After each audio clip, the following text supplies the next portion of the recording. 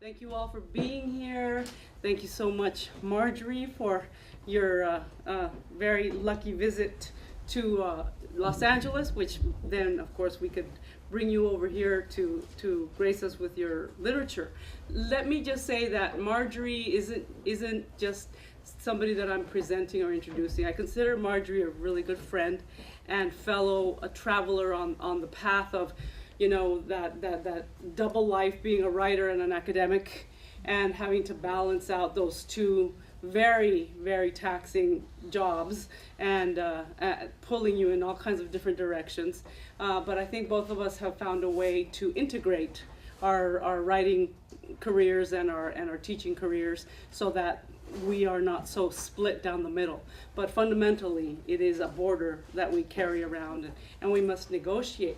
I've known Marjorie, I think, since the 1980s, when I was living in Boston and doing a lot of different Latino and Latina events, because in Boston, of course, there weren't that many Chicanos at that time, and most of the things that we did were Latino themed and Latino oriented. And that's when I met you for the first time, and we did different readings, we did different conferences, and I'm just always very happy and proud to be at any event that you and I were, you know, on the same panel or table or whatever, especially around the women of Juarez, because you're an activist as well to raise consciousness on the murdered women of Juarez, and that's a really huge issue, very important in my life. But let me go ahead and introduce Marjorie for us so we can go ahead and get started. She was raised in Chile, the daughter of Jewish parents, who, upon hearing that the rumors of a coup that would install Augusto Pinochet, actually drove the mother, father, and brother out of the country in 1968, and Marjorie followed later and left in 1971. A truly transnational being, Marjorie lives with her family in Wellesley, Massachusetts, Ogunquit, Maine, and Costa Brava, Chile. So all are her home. She earned her BA degree at the University of Georgia and an MA at Indiana University. She completed her PhD in literature also at Indiana in 1982. She's currently the Luela Slaner Professor of Latin American Studies and Spanish at Wellesley College in Massachusetts, where she teaches courses in Spanish language and Latin American literature. Marjorie is also a poet, an essayist, a literary scholar, and she says she made her debut as a novelist with her most recent book, the young adult novel, I Lived on Butterfly Hill, published by Atheneum Books in 2014. Dr. Agosín has published over 20 books of poetry, 8 books of memoirs, and 6 books of fiction. Her works of poetry include Witches and Other Things, Chile, Gemidos y Cantares, and Conchali. Her memoirs include Always from Somewhere Else, My Jewish Father, Hands, A Cross and a Star, definitely one of my favorites, Memoirs of a Jewish Girl in Chile, about her mother's childhood in Chile during World War II, and Uncertain Travelers, the Jewish Emigrant Experience in the Americas. She's the editor of the acclaimed international literary anthology of women's writing on human rights, A Map of Hope. In 2002, she published with Betty Jean Craig a collection of writings entitled To Mend the World, Women Reflect on 9/11. Agosín is an internationally recognized human rights activist and the recipient of many international awards. Among them, she's received the United Nations Leadership Award and the Gabriela Mistral Medal of Honor for Lifetime Achievement, given by the Chilean government. Agosín uses literature to give voice to underrepresented and marginalized people. She was born to Russian and Austrian Jewish immigrants who were exiled to Chile and eventually forced to move to the United States due to political unrest. So it's generational exile. It's not just one generation. These experiences have inspired her to speak and write about religion, displacement, human rights, and social justice. She's won numerous literary awards, and I'll just mention a few. The most recent one, the 2015 Pura Belpré Award from the American Library Association. The award is named after Pura Belpré, the first Latina librarian in the New York Public Library. The Pura Belpre Award, established in 1996, is presented annually to a Latina or Latino writer and illustrator whose work best portrays, affirms, and celebrates Latino cultural experiences in an outstanding work of literature for children and youth. She's also won the Letras de Oro in 1995, a prize for poetry presented by the Spanish Ministry of Culture and the North-South Center of the University of Miami, and the American Association of Literary Translations Award and the Latino Literature Prize. So please help me in welcoming my friend Marjorie Agosín. Thank you. Thank you, Alicia. I'm left speechless with this introduction. And I also feel a very deep and special friendship with Alicia. And I was thinking that not all, but I would like to say the majority of poets and writers share a universality, a sisterhood, a brotherhood, but a sense of commonality through literature. Alicia pointed out many stages in my work, but briefly, and I'll just speak very briefly, then read some text, and then welcome all of you, all of myself, to have a discussion. I think that I was marked as a very young girl with the theme of exile and displacement, because I grew up, can all of you hear me in the back? In a family of displaced people, displaced from World War II, a family of Holocaust survivors that really spoke very little about their past. But as a young girl, I understood that somehow they lived in a world of shadows where one day I would be able to enter that world and understand it. And as Alicia also said, then my own family and myself also became exiles as we voluntarily left Chile before Allende's presidency, because my father was a professor in the United States. And this is a very interesting story that I told yesterday to a group of people who are very much against Salvador Allende, and my family was a supporter of Allende, but at the same time, it was very hard for my father to work in Chile because he had US funds to do his research. He was a medical doctor and a biochemist. And the left accused him to be sold to Yankee imperialism, and the right accused him to be a communist Jew. So there was no place for us to be. So my parents left a little bit early because the family suffered a lot of death threats, and it was very, very scary to be 8, 9 years old and to be hearing phone calls at 3 or 4 o'clock in the morning saying that the whole family was going to be murdered. And those death threats were by the ultra-Catholic group called, that I'm sure you're familiar with, Opus Dei. So life in Chile was complicated. But anyway, so I myself became an exile when I was about 15 years old, and I understood a little bit, as much as you can understand at that age, the life of the family I left behind in Chile, grandparents, great-grandparents who could not come with us.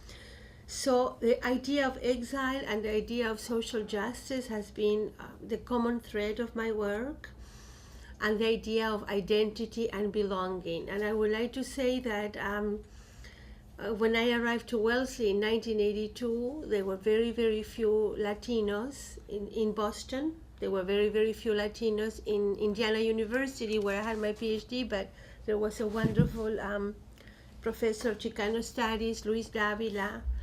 There was Norma Alarcón, who started the magazine Third Woman. And I really found my home among the Chicano community more than anybody, because I also felt displaced and marginalized, like I still believe the Chicano community is marginalized today. and struggling very, very much to keep my identity. And the way I understood how to keep it was to always write in Spanish. There are moments in my life, because I have aged, and of course I learned English. I don't say I've mastered it, but I could write in English. I said sometimes it would be much easier to write in English, many things. But I don't feel that I would betray my original self in Spanish. If my original Spanish self as a writer, I just feel that, for example, when I write poetry, I cannot see myself as a English-speaking poet. I do not see myself as that. My emotions are much more centered in the Spanish language, in the sounds of the places where I grew up. And even I was thinking, this morning, if I were to write about snow, which we have enough of it in Boston, I will not write about it. And I have lived in New England for more than 30 years, and I consider New England home. I will never write a poem about snow in English. I thought so I am defined by this type of language. As a young girl, I witnessed the overthrow of Salvador Allende, who happened to be my father's friend because he was a doctor, and Allende's brother was also a doctor that worked with my father. I understood how people were leaving the country. Almost 10% of the population left Chile, which is quite a bit for a small country. And then my poetry, immediately, somehow history chooses you to write about certain topics, began to write about the disappeared. And human rights has been my passion, my calling, but I would like to hope very much that it's the calling of absolutely everyone, because human rights is truly the right to citizenship, the right to freedom, the right to equality, the right to choosing your sexuality, especially the rights of women and all marginalized people, to be the right of children. After I began to write quite a bit of a poetry of witness, to use the term of Karen Forget, I made what I think it's a very important, I like to say with humbleness, contribution. I wanted to make parallels between the Jewish world of the Holocaust, the Shoah, and Latin American fascism. There is a lot of controversy and dissent when people speak about the Holocaust.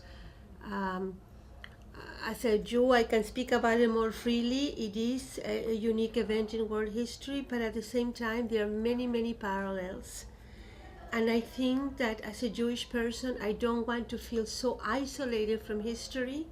I want to be a part of everyone's history, and I consider the end of the Holocaust, World War II, as a part of human history. And I don't want to live, and this is a topic that is becoming very important to me, I don't want to live so separate as a Jew.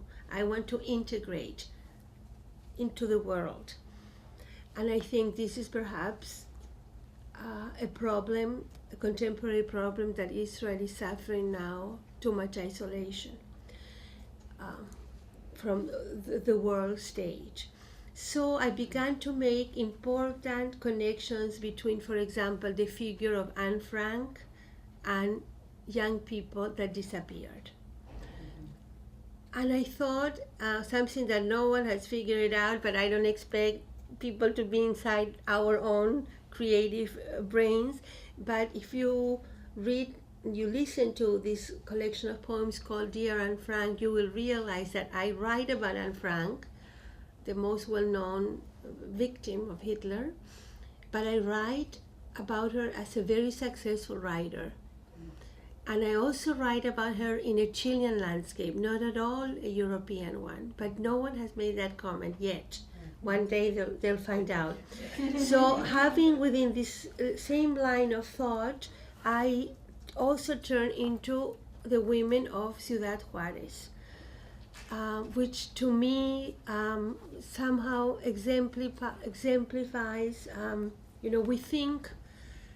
we think how barbarian ISIS are, but it's because they're the only ones that the media covers right now.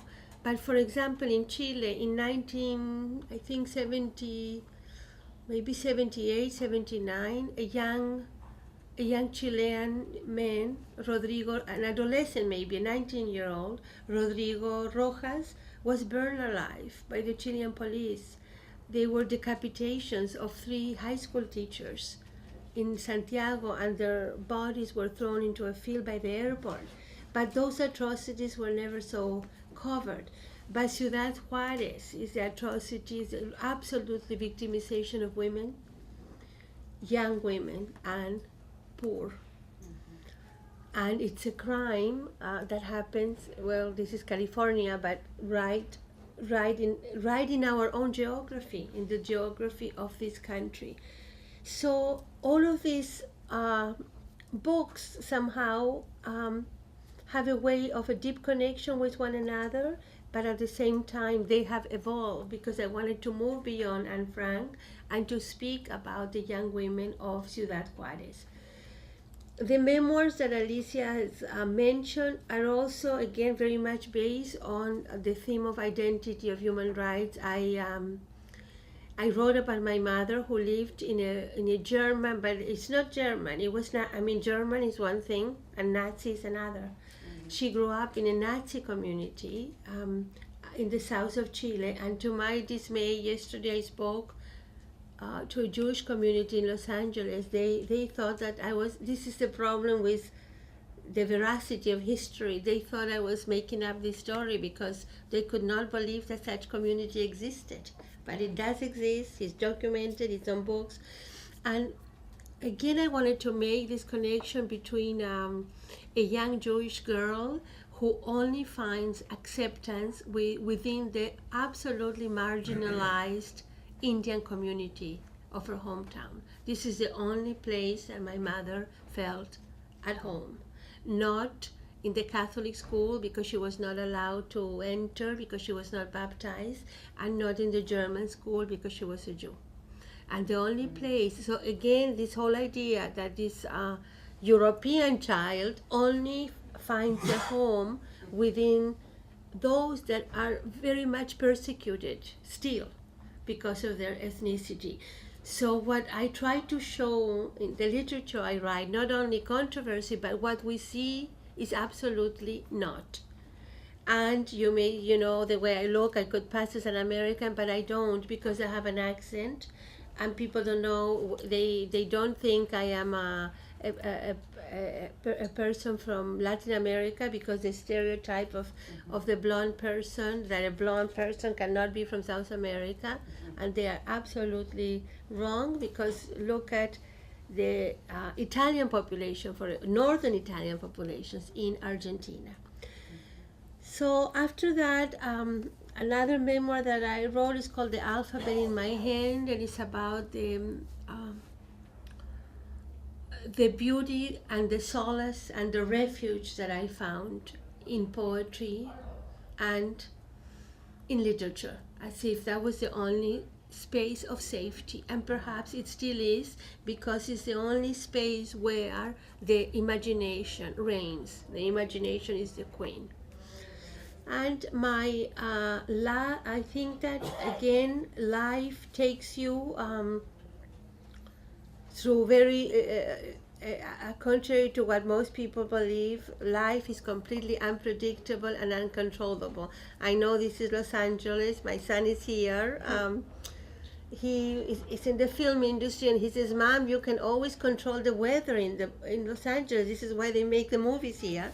Well, you cannot control the journeys of one's own lives and one's own creativity. So a good friend of mine from graduate school, who is a North American and has done tremendous work for the Latino communities. Her name is Lori Carlson, the wife of the late Oscar Hijuelos, the first Pulitzer Prize Latino author. She said, you can write a children's novel, and I thought she was crazy, but I believed her. Again, this is how writers, when they are not dominated by this horrific sense of jealousy and envy, which is very common among artists, you can do what other people believe you can do.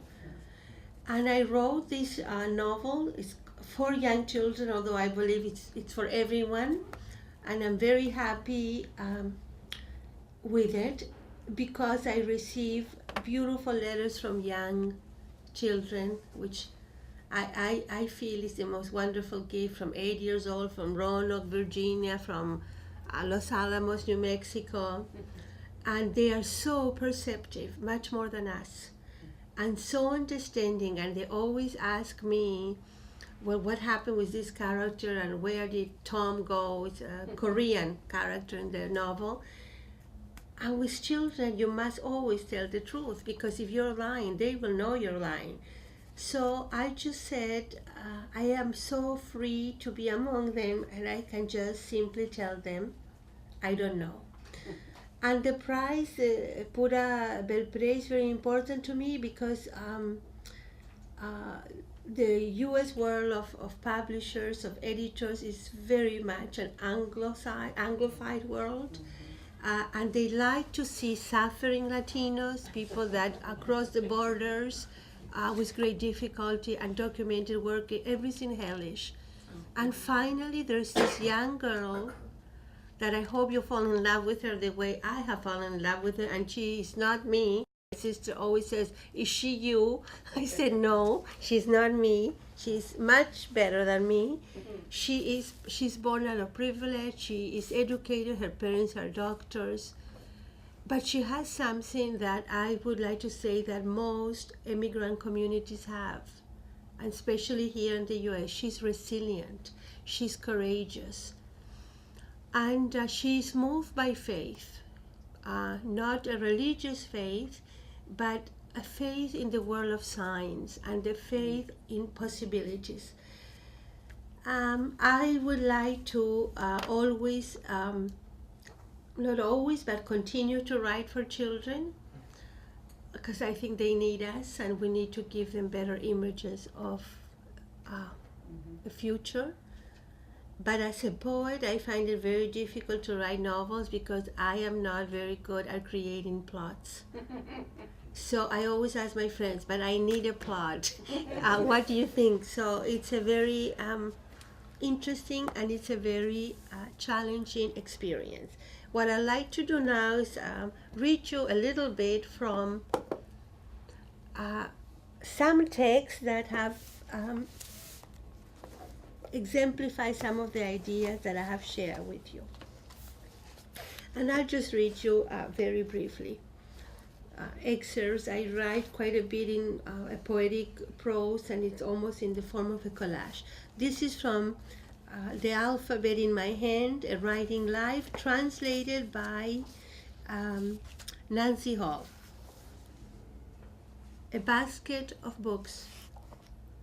In literature, I found the caress, the unguarded pleasure, and the voice that had eluded me in this new country. I turned to books with a passion, almost in desperation, because they consoled me. I saw myself crisscrossing the hallways of the library, ransacking in particular the Spanish sections and shelves. I discovered the warmth of words, words that belonged to me alone. I paused along their hills, invented the destinies of those exiled like myself. Above all, I love dictionaries, faithful guardians of my language. Through books, I crossed borders, was in Latin America, an immense shawl united by a free and beautiful language. My love of literature went beyond books as instruments of knowledge, when no one spoke to me or smiled at me, when I was told that in America one didn't do such things as drop in uninvited or eat eggplant. I went to the room of discoveries with my basket of books, like Carmen with her bread. I read Neruda, Vallejo, Bombal, Mistral, Cervantes. I read and I realized that this was life, the culmination of privileged moments, unrestrained happiness on my knees in the library. People passed by me like ghosts in the night, and perhaps that's what they were. This was America. I was hidden in the tropics, on glaciers, and the words danced in my ears. Languages. What does it mean to live in two languages? To exist on the border, not knowing when to cross from the realm of the mother tongue to the realm of the acquired language? Living through two languages is a marvelous thing, says the guardian of order, not memory. I only lived in one, because the other did not adjust to my feelings or my skin. One language insisted on forgetting, the other on memory. The privilege of being bilingual and bicultural has its dangerous sides. My mother's language I identify with love. English meant codes of silence. Spanish was words. With it we invented parties that no one attended. We imagined the night wind blowing through the empty frozen house. We found ourselves without a history, with no similarities to those around us. Mirrors return the moisture of our faces, the austere solitude of our lives as strangers. Now I'm going to move and read some of the poems that Alicia told me that she has read with you from Women of Ciudad Juarez. Let's see, there are many here, but this is one of my favorite poems here. Noticiero, news reports. I'll read it first in Spanish and then in English. Noticieros. El noticiero de Ciudad Juárez anuncia otra muerte. Parece que es la misma mujer, dice el niño. Todas las mujeres, ellas son iguales, responde el padre. La madre desgrana alimentos. Se reconoce en esas mujeres. El noticiero sigue. Anuncian los ganadores del torneo de fútbol. El niño pregunta a su mamá que por qué siempre matan a la misma mujer. La madre tiene una voz de extranjera, una voz de niña, y se hace un pozo de silencio en su boca triste. News report. The news report of Ciudad Juárez announces another death. The child says that it looks like the same woman. All of those women are the same, the father replies. The mother prepares the food. She sees herself in those women. The news report continues. They announce the winners of the soccer tournament. The child asks his mother why. They always kill the same woman. The mother's voice is strange, like that of a little girl, and a well of silence forms on her sad mouth.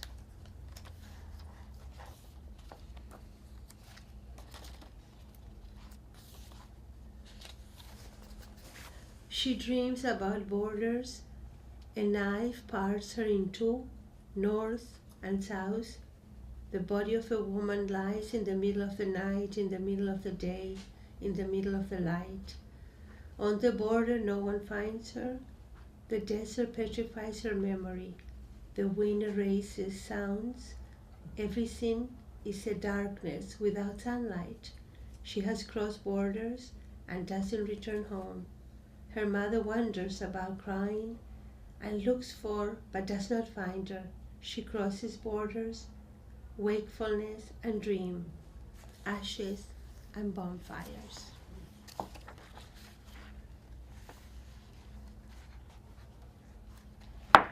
And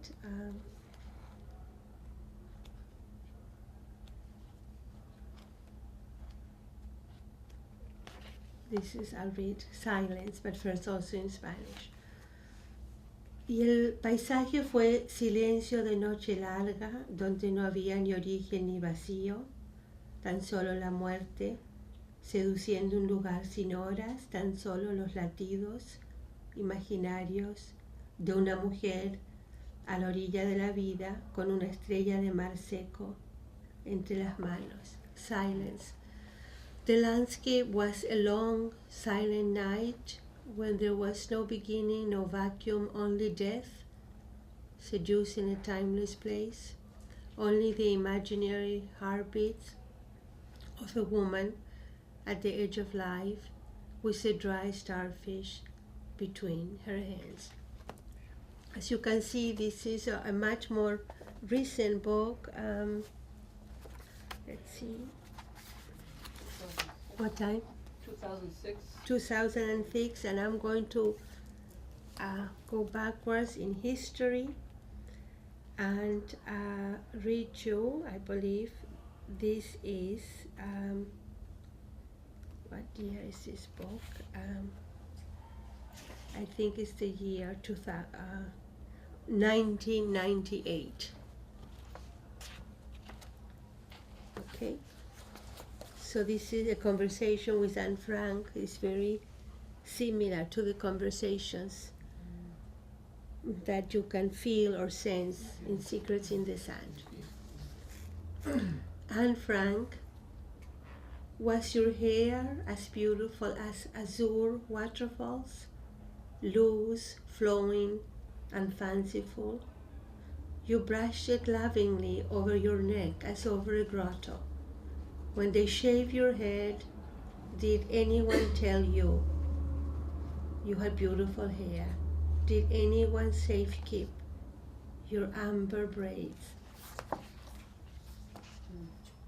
And this poem, it's quite, for me, it's a universal. I always feel that what we are truly lacking as humans is what is so essential, is empathy. We are very much afraid of one another. We do not open our doors for strangers. And I always imagine, what about if somebody like Anne Frank would have, let's say, escaped a concentration camp, or a young Jewish boy from Warsaw would have escaped the Warsaw ghetto? Would we have opened the door for him or for her, or a young unaccompanied child crossing the borders? And most of the time the answer is no, and sometimes yes. And that doesn't mean that the person that once opened the door would open it again. It's human kindness is also very mysterious. And I just thought that, fear. And I think a lot now about Anne Frank, because it's been 70 years since the publication of her diary, and 70 years since when her diary was found or was given to the world, because the lady that worked with her father, Miep, saved it. And I thought it was quite miraculous that it was saved. But it's this inability of understanding the other, and the fact that, we are here in the safety of the United States, in the beauty of California, but there are millions of Syrian children, refugees, that no one really thinks about. They like to talk about Gaza because people don't like Israel too much. That's another story. But I want to talk about those Syrian children, and I want the world to claim them and to give them shelter. And I always think what has haunted me about World War II, about the life in ghettos in Europe, is that life was horrific for those that live in the ghetto, but it wasn't for those that were outside.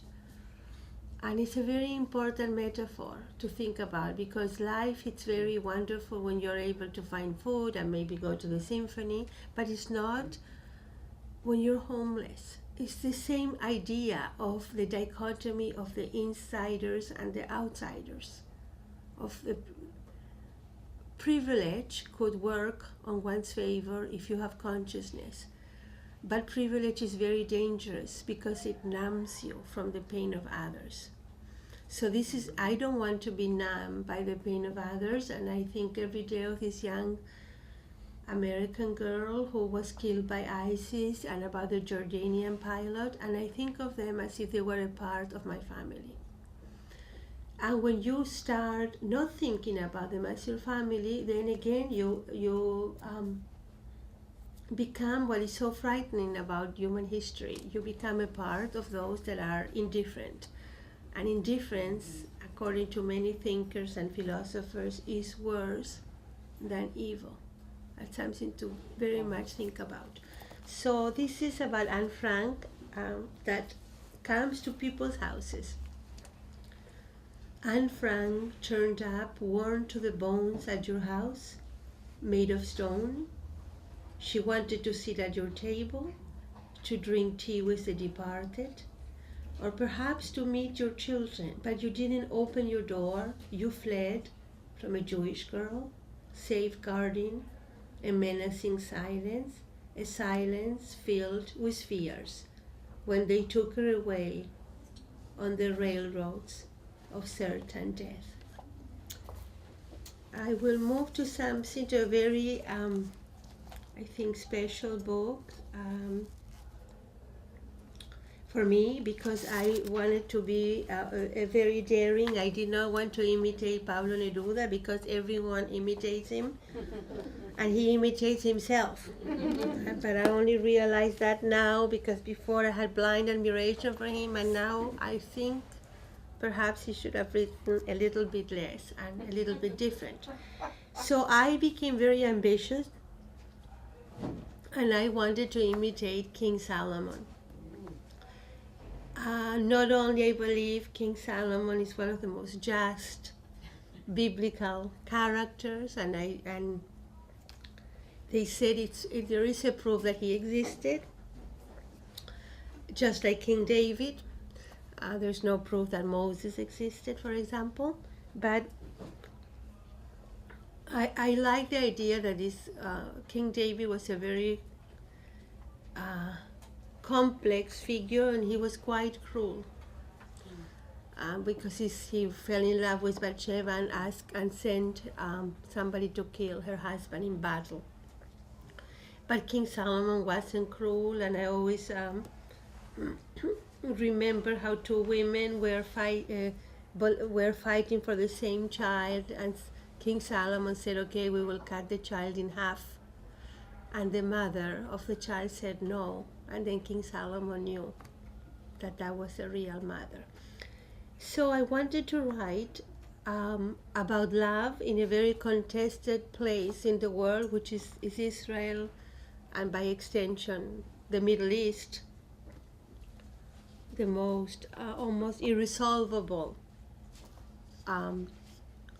place in the planet. And I believe, and I saw it yesterday, which made me very sad, because I saw the very privileged Jewish people had no empathy for anyone else but themselves. And I realized that the conflict will never change until everyone is empathic for everyone else. So this is a book about Israel, and I don't know, the editor always says that he doesn't understand why this book doesn't get reviews. Most of my books do get reviews. And I don't know, I think maybe it's too easy to say it's anti-Semitic, it's not, people are not interested in Israel. I don't know. And also, how come no one thinks about why a woman poet chose Solomon, right? I think it's a daring idea that a woman poet would choose such a king to kind of write in his style from the Song of Songs. But it's a mystery. But I will read you very briefly from this. It's a one single poem, but it's really it's a love one single love poem. So here, you can read it from any. It's divided in 4 sections, but it doesn't matter where you start or where you end. And briefly in Spanish. El amor fue como una fe de luces y fiestas. Un hombre descalzo, mirando más allá de las colinas. Una mujer deseosa de sol, hundida por la tibieza de la fe. Love was like a faith of lights and festivals. A barefoot man looking beyond the hills, a woman desiring the sun, immersed in the warmth of faith.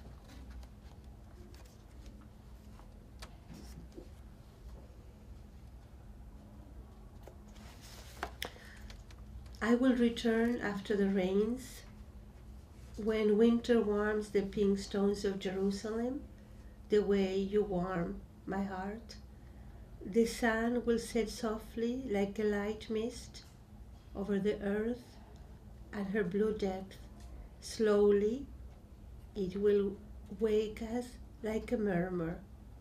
The winter and the sharp cold were left behind like an exile, and you will come back to me like the poppies of the valley.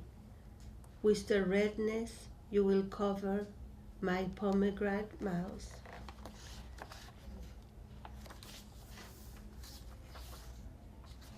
And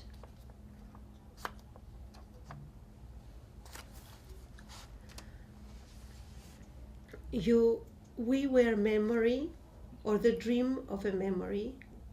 We recover the signs of desire, motionless like the rhythms of dreams.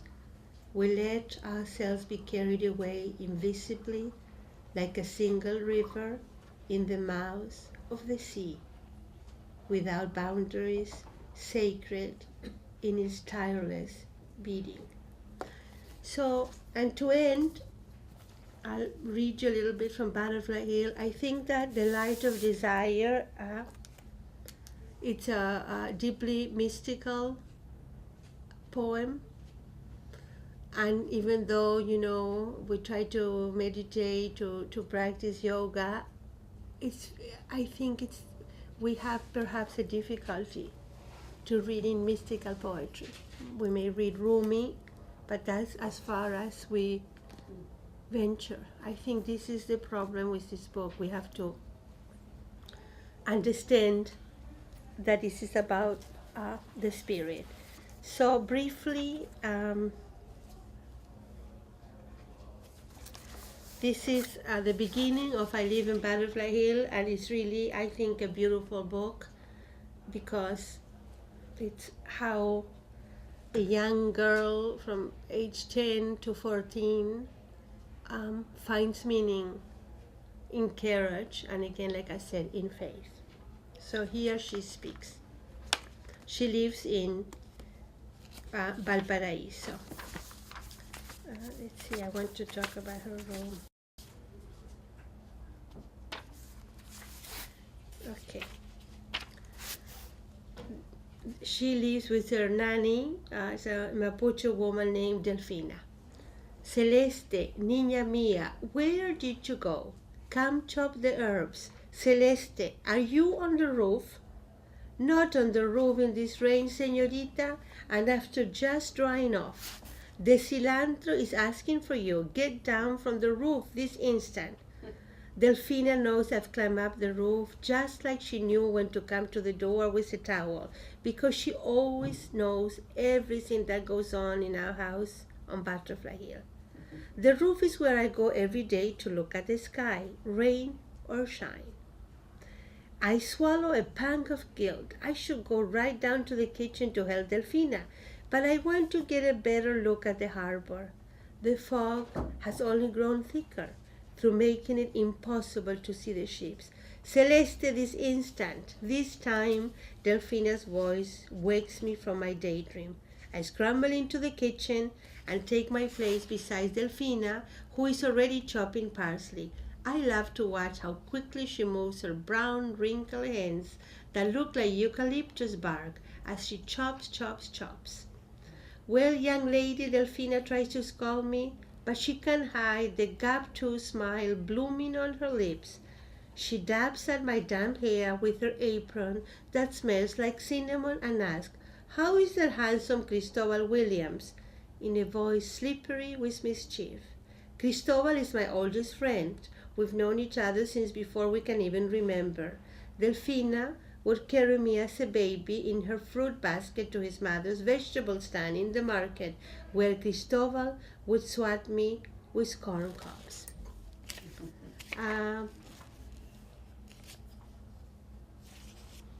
The rain. Let's see, just quickly. She goes here with her parents to take care of some people that live in the shanty towns in the hills of Valparaíso because the rain and the mudslides have destroyed their homes. And here she emerges with her own social conscience. She says, "And now a strange idea is forming in my mind. One, I will try to make sense of it by writing it down in my notebook. I think there are maybe two kinds of rain in my country. It falls from the same sky. But then the rain changes depending on who it falls on. There is the rain of people like me. As it falls, I watch from the windows of Café Iris while eating sopaipillas with my friends, or listen to its pitter-patter while reading on the sofa next to Abuela Frida knitting blue scarves. The rains of the poor is a rain that knocks houses over, makes roofs cave in, and spoils food. It is rain that makes mad and illness rise from the ground. It is rain that shows the Minervas of Valparaíso all they lack by taking away the little they had. Sun and rain, city center and city outskirts. I used to think all was beautiful and good, but now I am not sure." And quickly, a little bit about her nana. Essays for Señorita Alvarado are due next Friday. Every evening this week I have rushed through dinner and climbed to the roof to work on it. This is what I have written so far. My nana Delfina Nahuengual Marquel arrived in Valparaíso holding a black umbrella and wearing a yellow rose in her hair. I like to imagine that she floated to my house in a downpour of rain. But Abuela Frida tells me that the long ago day when Delfina knocked on the door, it was during a heat spell in summer. My surprised grandmother asked Delfina about that umbrella, more appropriate for funerals and sad times. Delfina said she needed protection from spirits, the sun and the wind, and often the umbrella served as her home since she had lost so many houses in earthquakes. Then, after making a very deep bow, she smiled at newborn Graciela, my aunt, in Abuela Frida's arm, and asked if she was looking for a nanny. Just like that, Delfina became a part of the house on Butterfly Hill, like the stars are part of the Valparaíso night sky. Back then, Abuela Frida said, we all trusted one another. So without any letters of recommendation, Delfina moved in. Her only belongings were her black umbrella and a box of bark from a cinnamon tree. My Abuela Frida loves people with courage, and right then and there she and Delfina became lifelong companions. Delfina cures our colds by putting potato peels on our foreheads. She cooks our meals and protects us from earthquakes of the earth and of the soul. She keeps our house clean and filled with magic. At night, I peek into her room. She quietly watches the trees among the shadows. She always knows I'm there, and without turning her head, she pats the place beside her on the bed. She braids my hair as together we watch the orange sunset. I watch her face fill with amazement when confronted with so much beauty. Delfina talks about herself in the third person. She says, "Here is Delfina. She always wears a green woolen shawl and covers her mouth when she laughs because she is embarrassed by her missing teeth. She was the one who taught me not to be afraid of ghosts, but to approach them and ask questions. She's always reminding me, ask heaven for a sign. Querida Celeste." Delfina is continually asking for signs. She asked her Mapuche ancestors and she asked the Catholic saints. She marks an old calendar with her favorite saints' birthdays, like Saint Peter, the patron saint of the sea. On this year's feast day, we walked to the harbor where a large crowd had gathered in the sand. We made starfish and mermaids and wrote the names of the fishermen we knew and prayed for an abundance of fish and for safe returns during storms. I know I'm Jewish, but I love to be around saints. I love the eyes of the Virgin Mary statues in the tiny wooden ships which we parade on the ocean on holidays. I learned to praise Delfina's prayers because prayer, Papa says, is a beautiful poem. So I will end here and be more than happy to answer you some thoughts or questions. Thank you. So, welcome your thoughts, your ideas.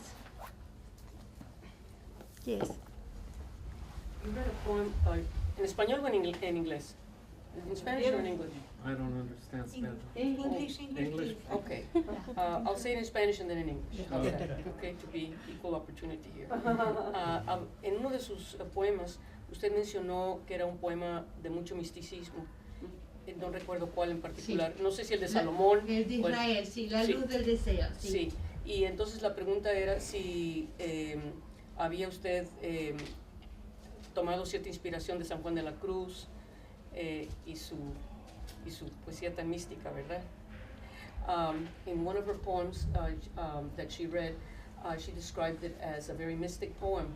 And so I asked her if she had taken, since she read the classics and she was very immersed in that library, I wondered if she had read St. John of the Cross, whose poetry is the most, it's the highest mystical poetry in the world. It's been claimed in world literature as such. So that was the question. Thank you. The poems from the book you're referring to is called La Luz del Deseo, The Light of Desire. Absolutely. And it's interesting, most of the mystical poets were Jews, you know, San Juan de la Cruz, Fray Luis de León, absolutely. New Christians, they were new Christians. The new Cristianos Nuevos, that's right. They were of incredible inspiration. Also Santa Teresa, not so much her mysticism, but the idea that she was a doer. And I love that prayer that she's, do not worry, God never moves. And that has centered me. So absolutely, the Spanish mystics have been very, very important to me. And also the great medieval Hebrew poets, especially the ones that live in Córdoba, como Ibn Quirol, but very much so, the Spanish mystical tradition, yes. So thank you for noticing that, yeah. Maybe even more than the Song of Songs, because the Song of Songs is a very sensual, almost you can say a relationship between man and God or man and woman, but I think this book has much more of the Spanish mystical tradition than the Hebrew tradition of King Solomon's in the Song of Songs. Yeah. So thank you. I wanted to ask you, you said something really beautiful and very true, I think, which when you were referring to the religious conflict, and that it came to you yesterday at this event that you were at, and you realized that if people don't have empathy for other people and only have empathy for themselves, they'll never be able to, stop hating the other. And that also means stop hurting the other, because you always hurt when you hate. And I think that is exactly what's up with the women of Juarez. That since 1993, these very poor indigenous inditas del sur, as they're called, right, have been viciously brutalized and murdered on the U.S.-Mexico border. But because of their low status on the totem pole, there is no empathy for them. There is no social empathy, and there is no binational empathy or global empathy. So how do you recommend, or what do you think we need to do in order to instill or inspire people to grow more empathy? Because it's not a unique thing. Everybody can be empathic if they wanted to be. But I think that there's a way that we become empathic. And I agree with you, Alicia, because, and this is the poem that you've marked, the young boys, when they are listening to the news that another murder, they say, but it's the same woman. It's like, the fact that the boy says it's the same woman is like, instead of thinking, this is a unique human being that lost her life, they're all uniform, see? And they're all labeled as prostitutes. There's also the exploitation of their work when they're going to the factories. And it's true that, they are not shown in CNN, for example, or any major news. They are not covered. They don't exist. So how to build empathy? I think all of us as newborns are born with empathy. I have a friend who is a psychiatrist, and he does work with refugees from around the world, and he always says that people are born with this empathy. Even when if a child is not touched at birth, the child will die. Yeah. So this whole idea that our whole bodies serve as nurturing places, but how? This is the question: how to instill empathy on others? For example, I spoke in Chile to the Jewish community, very divided in this. Those that believe in Allende, the President Salvador Allende, and the dictator, because one was elected and one was not, Augusto Pinochet. So these older men said, my life began when Pinochet restored order. Everybody thinks that order is the solution to all conflicts. But order is maybe another form of brutality. So I said to him, I respect your right to your opinions, to what you're saying, but think about something else. What about this young boy who lost his father to torture? Is that the Chile he wants? You wanted your Chile with Pinochet, but this young boy doesn't want his Chile with Pinochet. So the point is, Alicia, and it's the hardest to make, is that the pain of others should matter. I'm not saying that many people will embrace it completely, but that it should be heard, it should be understood. And also, we should not be, as humans, so judgmental of others. But I think that we see the news and we see all of these atrocities. We are bombarded by images, which is making us indifferent. Maybe empathy is returning to poetry, returning to literature, returning to the stories, to testimonies. I think literature can heal the world much more than news broadcast. But then how do you give yourself the time to engage with the poem, to engage with the text? I think empathy is a human revolution right now. We speak about revolution and technological revolution. Fine, technology is incredible, wonderful, GPS, cell phones, but we are returning to barbarism. We are. This is a barbaric world. So empathy, in a way, it cannot be taught because we all have it, but at the same time, it can be taught, and it can be taught. Bullying is an example about how disturbing young kids live with one another. But I would like for you to recommend to go on this website of this doctor, Richard Mollica, Mollica. He wrote a manifesto. It's open for everyone to read. He say, "How to heal in a violent world," and he believes that you can heal through beauty, through love, through taking care of a flower, through God, through community. And all these things will allow us not to make us human because we are human, but to remain more human. But this is something I would like to teach my students or my own children that are grown up to teach this idea of empathy. But read his manifesto, How to Heal in a Violent World. It's in the web. Yes.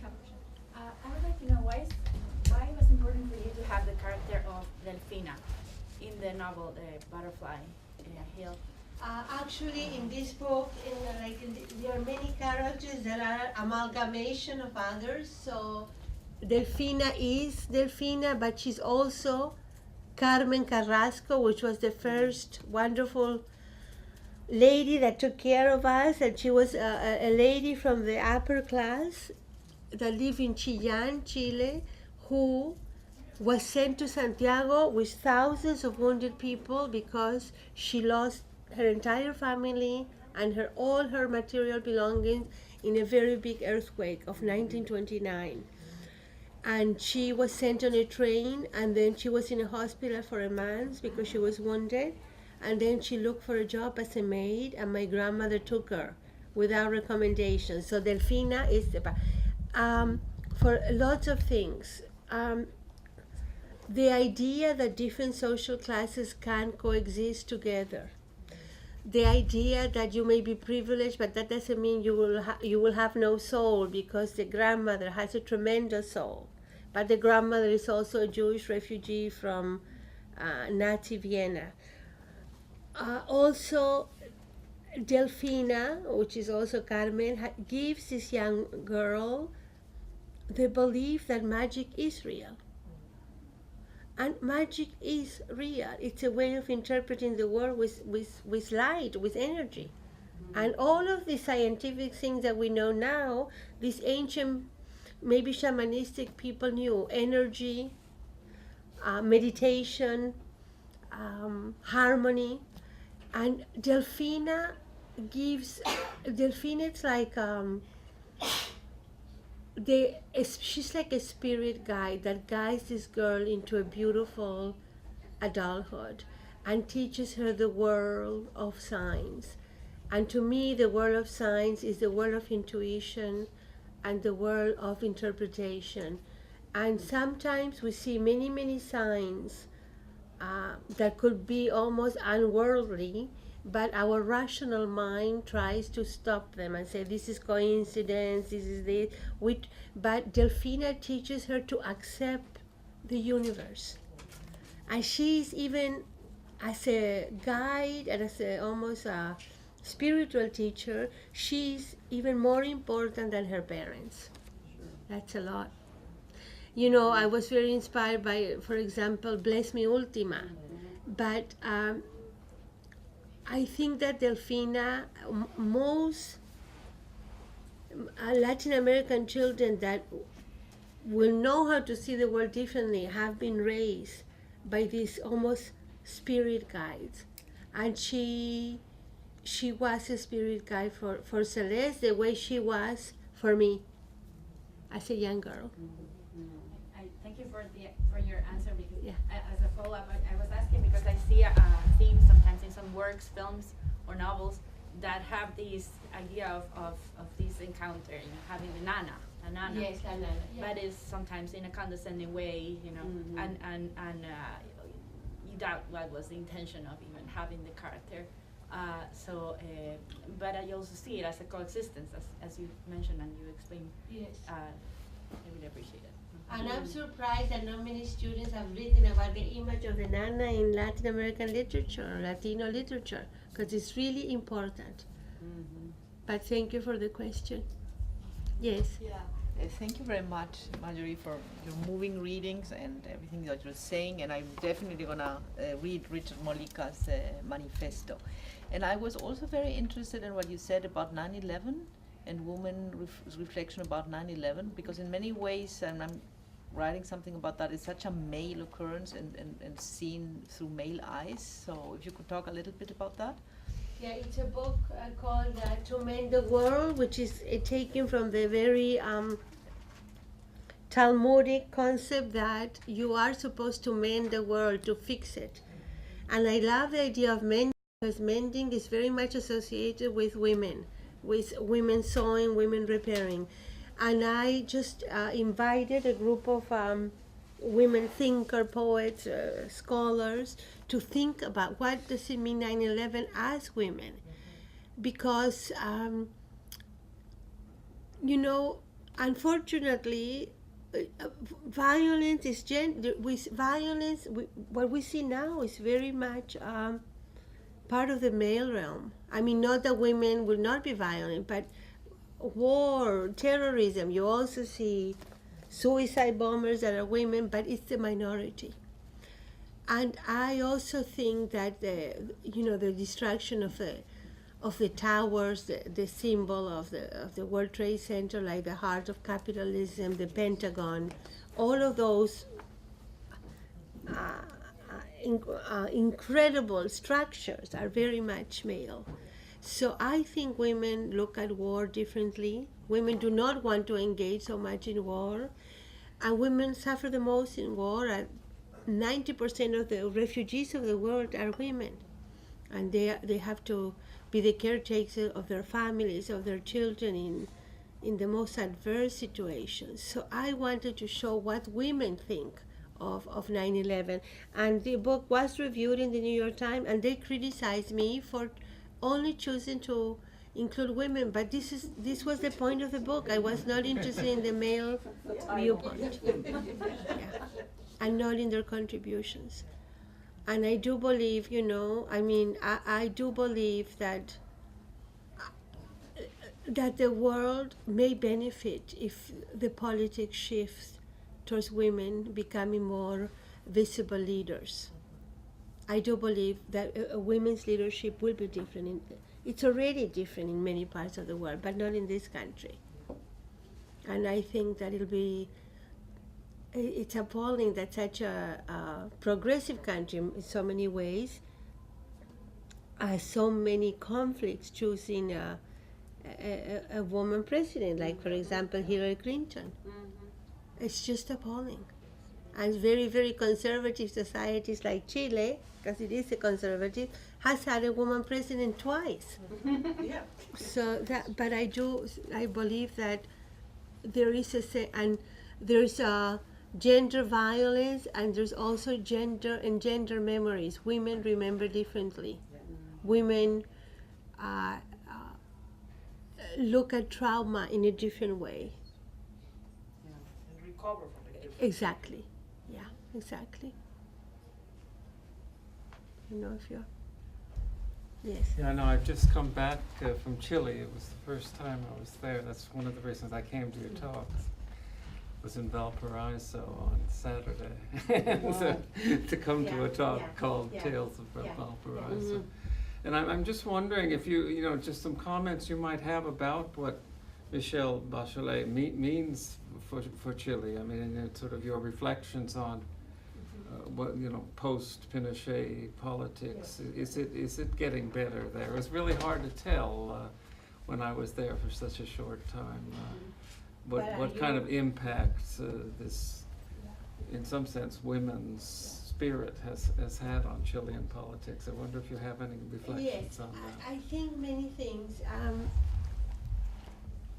I think that, and going back to Alicia's idea about empathy, I think Michelle Bachelet, in the first election, the first time she was president, she represented reconciliation. Her father was a general who was murdered by Pinochet. Her mother and Bachelet were both tortured. They were both went into exile. So she has a bit of everything about what was wrong with Chilean history then, and then she returns victoriously, and she is the president of a whole nation.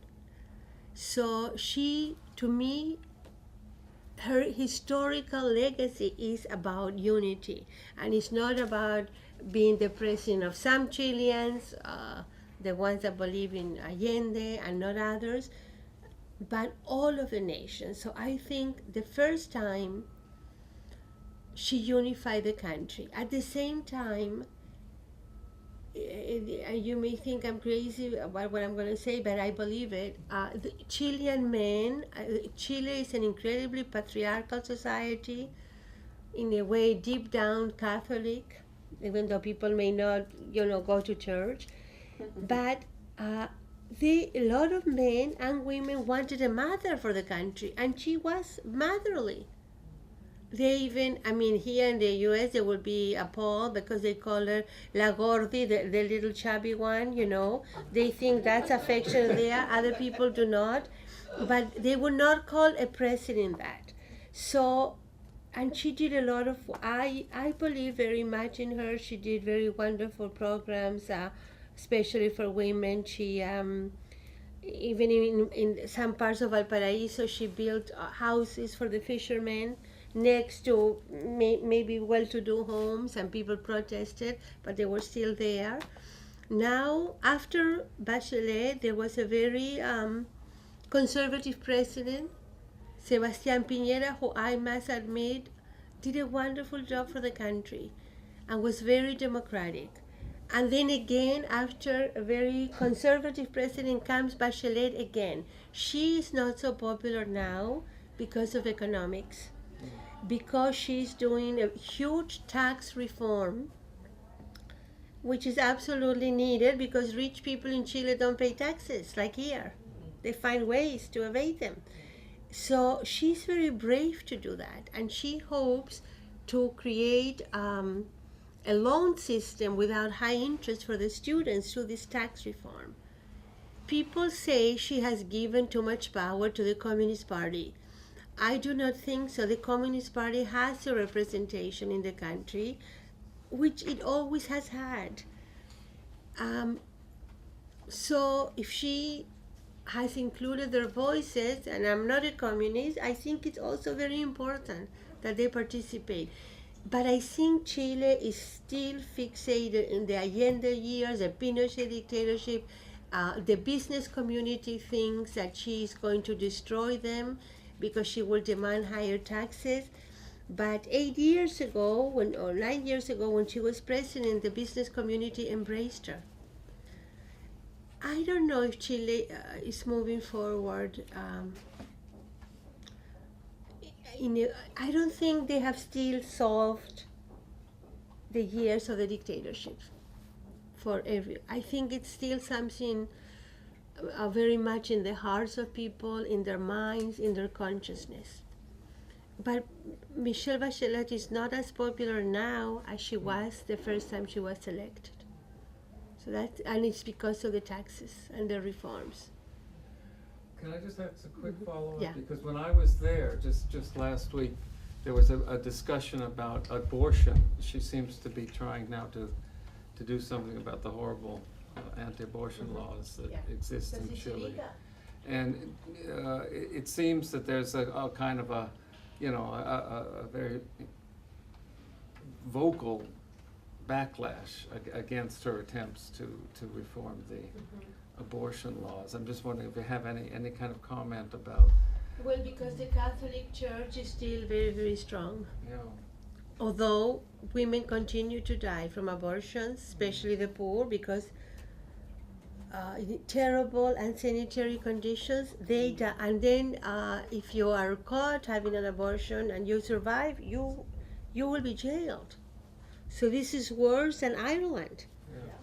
So here it is a very sophisticated country, a woman president, a socialist president, Salvador Allende, and women don't have the right for abortion. I think it's horrific. Yeah. And I think it should pass. Because there's still, but again, who dies from the abortion? The poor, the very wealthy one, go to Miami or go to Argentina. It's the same story. but it's the women, and it's very, very horrific conditions for them.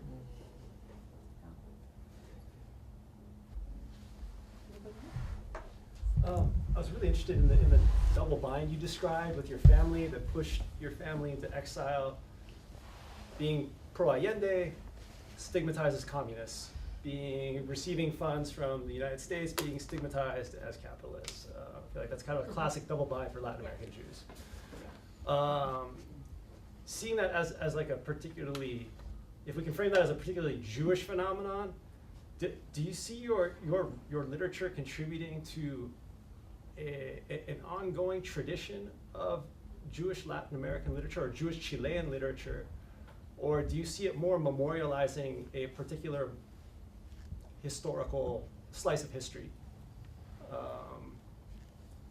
Do you see Chilean Jewry as something that will continue and flourish, or is it sort of like the Hotel Bolivia phenomenon? Well, a few things. I am really disappointed at Chilean Jews, and I don't want to have nothing to do with them, because when they are still I feel deeply Jewish in my values, but I don't want to have nothing to do with this community anymore. I want to be with the progressive Chilean Jews, which are led by an American rabbi in a very wonderful community in Santiago called Ruach Ami, the wind of my people.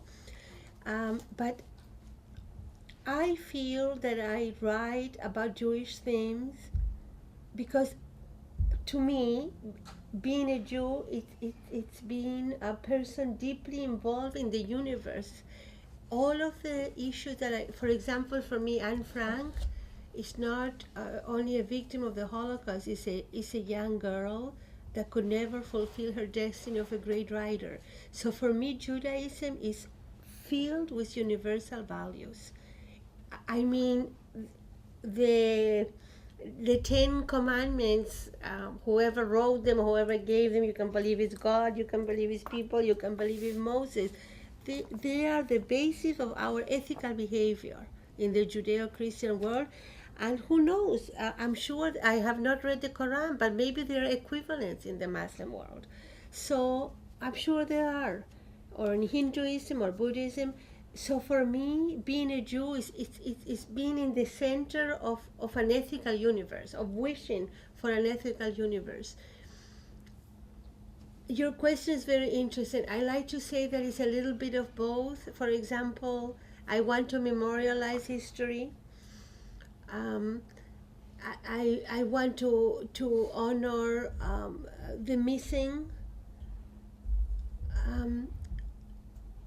But when I say that I write as a Jewish writer, I feel I am writing as a world writer, without a specific country, with a language which is Spanish, which I also think is a Jewish language, because we can all understand ancient Ladino, Judeo-Spanish, with the Spanish we speak. But I don't know, for example, say I wrote about my great-grandmother who escaped the Nazis in Vienna and arrived to Valparaíso again, to the port, and it's called The Angel of Memory. I know it's a Jewish refugee, but she's also all refugees. So for me, I want to make the Jewish experience a universal. Jews are disliked all over the world, it's true. I mean, I have no problems accepting it. And I think maybe we are discussed because we cannot make our condition so exclusively ours. This is my point now. This is how I'm feeling now. And if I speak to the Jewish community and this older doctor, who on top of it is a obstetrician that brings new life to the world, believes that a murderer, because for me Pinochet is a murderer, gave him the country he wants to live, I don't identify with him. I absolutely don't. And the whole idea of, I mean, for example, there's this wonderful, he used to be the labor minister in Israel who was fired by Netanyahu. He said something very beautiful. He said, all children should not die No children from Gaza, no children from Sderot, no child should die through bombs. He was dismissed by Netanyahu. But this is the kind of Judaism that I want to adhere to. A Judaism with deep respect for human rights, for all rights. And I think maybe the present leadership of Israel is taking us away from that. I'm not saying I don't have so much the right to give my opinion because I don't live there, but I think there's something, we go back to the idea of not recognizing the other. But of course, I feel I am very much a Jewish writer because I am moved by the Jewish experience. But I don't want the Jewish experience to be exclusively Jewish. That's my point. I don't know if you have comments about it, but I don't know. The Chilean Jews deny that they are Nazis in Chile, and they deny that medical doctors could not be gynecologists because a Jewish doctor could not touch a woman. And my father told me that when he was a doctor. And some Jewish doctors would absolutely deny that. And the controversy was about a month ago when I was in this Jewish community, and a young man said, I was 8 years old, and when Pinochet came to the synagogue, everybody stood up and treated him like he was a guest of honor. And the boy now, a young man of 40, said, I am shocked at that. And I am with him. I am shocked at that. So I don't know, are you from Chile or have a... No, I'm from Los Angeles. Yes. My father was a Jewish gynecologist. Yeah. I'm working on a thesis on this topic. Yeah. So I really appreciate your answer. You hit on so many more components and angles than I could have anticipated. Yeah, I mean, I think Yuri Sleskin wrote The Jewish Century and how the modern condition is the Jewish condition, but then now that we're all in modernity, how particularly Jewish is it? But much to think about, you know. Also, Jews have been a minority in all nations. So I think that for me to be a minority is to have a privileged position of looking at the world not from the center, but from the edges. And not to be in the center of power, but outside of the power. And I think that's, to me, an important contribution.